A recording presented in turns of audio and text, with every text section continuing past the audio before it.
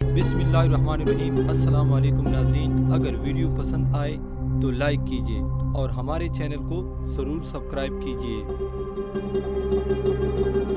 सवाल नंबर 1,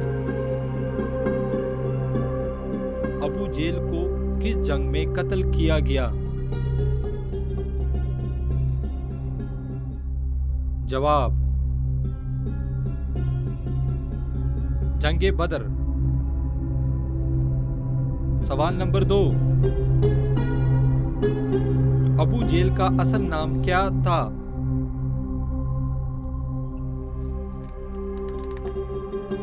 जवाब, उमर बिन हशाम। सवाल नंबर 3, पाकिस्तान का सबसे छोटा दरिया कौन सा है? जवाब, दरियाई रावी। सवाल नंबर 4, कुरान की कौन सी सूरत जंग के नाम पर है? जवाब, सूरह अल-अहज़ाब। सवाल नंबर 5, पाकिस्तान की सबसे लंबी सड़क कौन सी है?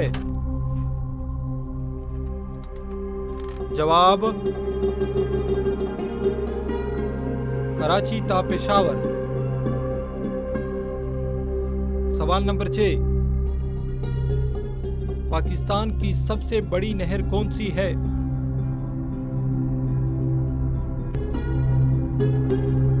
जवाब,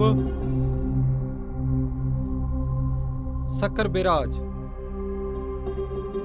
सवाल नंबर 7, पाकिस्तान का सबसे बड़ा हॉकी स्टेडियम कहां पर वाक़िया है?